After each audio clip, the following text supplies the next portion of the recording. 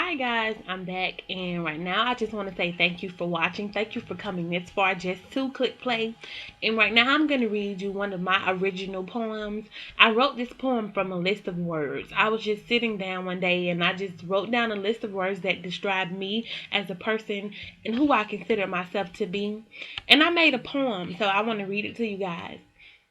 When I gaze into the mirror, my reflection is not all that I see. When I take a closer look, I see a partner in God's army. When I talk, do you hear words from on high? Listen more carefully and you'll see I've been awakened and for decades I rise. Look at my life and label it as you must. I call it unapologetically anointed, and God I trust.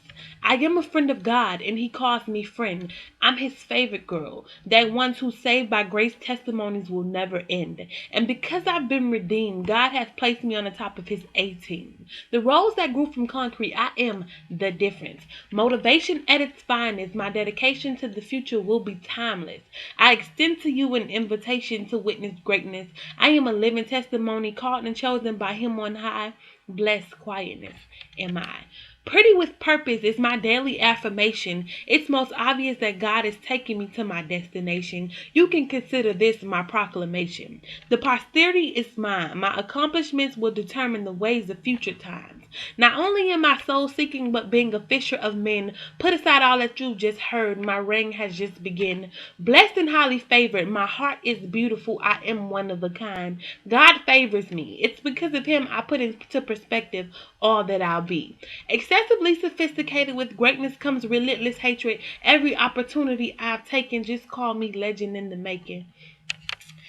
Um, my best advice that I can give you in all that you do is to put God first. Because when you put God first, there's no secret to what He can do. Irregardless of what you might say or what others might say or how they may feel about your dreams, when God places a dream or a vision on your heart, it's yours. And no man nor devil in hell can stop or hinder when God begins to bless and bring forth that dream. It's already yours. Like the battle is already won. But first you must get rid of that defeated mindset. Everybody will always have something to say, but if you believe it, so shall it be done. God said you call things as they are, even when they're not.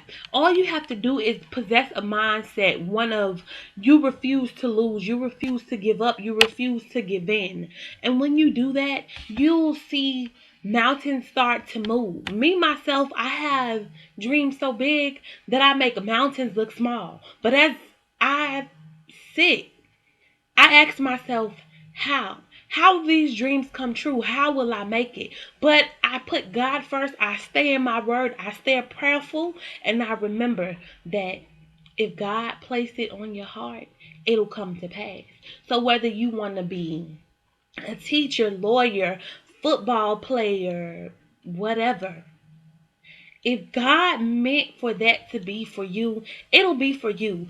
Even when you go through the rain and you go through so much, God takes you through things to get you to a certain spot.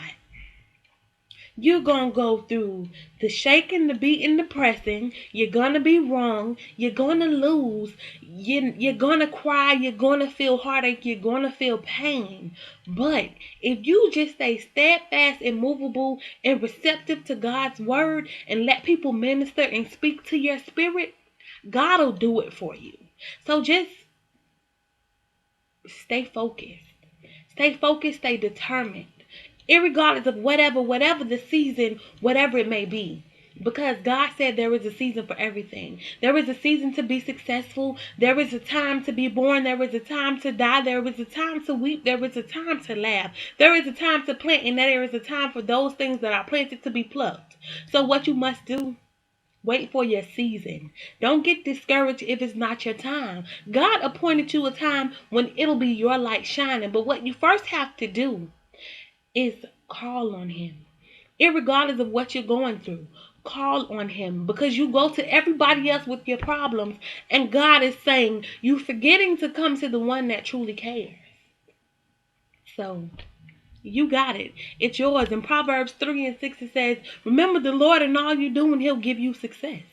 Remember him. It's yours. And we also have to remember that we're not getting prepared for our destiny. You know what? I said that wrong. Our destinies aren't being prepared for us, but more so over we're being prepared for our destinies.